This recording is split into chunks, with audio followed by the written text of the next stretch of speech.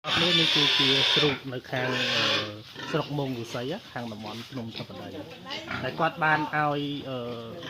ស៊ីចំណី Agifit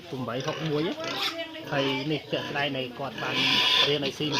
861 Agifit ហើយមកដូចបងប្អូនបានឃើញអញ្ចឹងការលូតលាស់ទំហំដងខ្លួនពណ៌សម្បកភាពខ្លាទាំងសុខភាពអីគឺល្អហើយអ្វីដែលសំខាន់គឺมันមានបញ្ហារាកកើតឡើង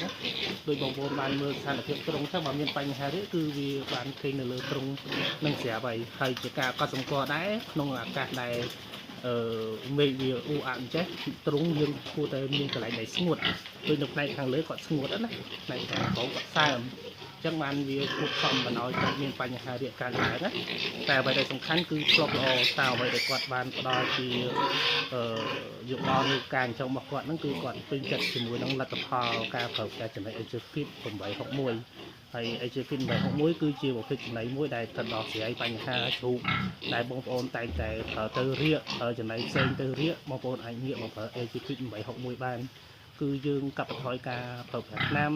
កាលណាមិនរៀកយើងអត់ប្រើថ្នាំទេហើយកាលណាបើអត់រៀកជ្រូកកាន់តែធំលឿនវាអត់មានបញ្ហាក្រិនកើតឡើងណាអញ្ចឹងបញ្ហាក្រិនវាកើតឡើងមួយបញ្ហារៀកហើយយើងប្រើថ្នាំច្រើនអញ្ចឹង Agifit គឺវាជួយបានដោះស្រាយបញ្ហាទាំងអស់ហ្នឹងចឹងបងប្អូនអាចងាកមកប្រើជាមួយ Agifit ឬក៏អាចសាកប្រើជាមួយនឹងចំណី Agifit បាននៅខាងបាត់ដំបងនេះនៅខាងភ្នំទឹកដីបាទអរគុណច្រើន